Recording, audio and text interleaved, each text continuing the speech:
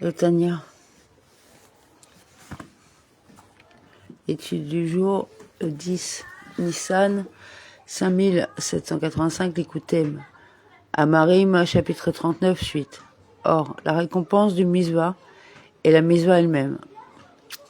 La récompense n'est pas une chose annexe, dissociée de l'acte de la Misva qu'elle rétribue, à l'instar du salaire perçu en rémunération du travail, qui ne donne pas d'indication précise sur la nature du travail accompli.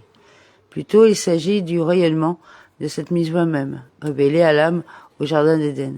Cela veut dire qu'on peut connaître la nature essentielle et le degré du Misva à partir de sa récompense, en fonction de la lumière qui inonde l'âme. Il est possible de connaître la nature de la Misva accomplie. Nous n'avons pas pour objet de nous occuper de l'explication des choses cachées, c'est-à-dire les grands tzadikim qui sont au niveau du char, forme de service de Dieu qui, comme on l'a dit, échappe à la raison et l'intellect, et est pour cette raison désigné ici comme une chose cachée.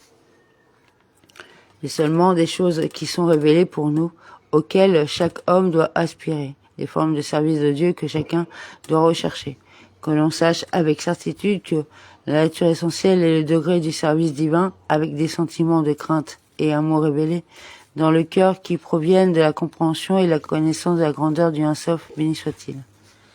La récompense d'un tel service, nous l'avons dit, se situe dans le monde de Bria.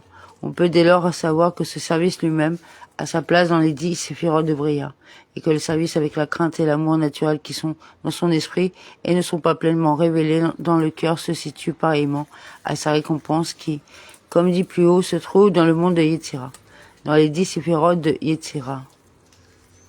Mais un service de Dieu accompli sans éveil de l'amour et de la crainte, ne serait-ce que dans son esprit à un état révélé, c'est-à-dire sans éveiller l'amour naturel latent dans le cœur en le faisant émerger de l'état de voile et de dissimulation dans le cœur, à l'état de révélation même dans l'esprit et les recoins du cœur à tout le moins. On ne parvient dans cette occurrence ni à éveiller un amour révélé et ressenti dans le cœur, ni non plus à faire émerger l'amour naturel latent dans le recoin du cœur, pour faire naître en son esprit un désir d'accomplir la Torah, les mitzvot, en vue de s'attacher à Dieu. Ou, au contraire, l'amour demeure dissimulé dans le cœur dans son état inné, tel qu'il était avant le service de Dieu, n'appelant pas à la conscience le désir d'attachement à Dieu par la Torah et les mitzvot. Un tel service accompli sans éveil des sentiments d'amour et de crainte demeure en bas, dans le monde de séparation, que l'on appelle l'aspect extérieur des mondes, par contraste avec l'aspect intérieur, c'est-à-dire les séphirotes, qui sont le divin émanant à chaque monde. Et un tel service n'a pas en lui la force de s'élever et d'être absorbé dans l'unité de Dieu, c'est-à-dire les 10 saints séphirotes. Ainsi qu'il est écrit dans les Tikkuné Zohar, sans crainte et sans amour, il ne s'envole pas en haut, et ne peut pas s'élever et se tenir devant Dieu. Comme expliqué par la suite, l'amour et la crainte représentent les ailes par lesquelles la Torah et les mitzvot accomplies sont portées vers le ciel.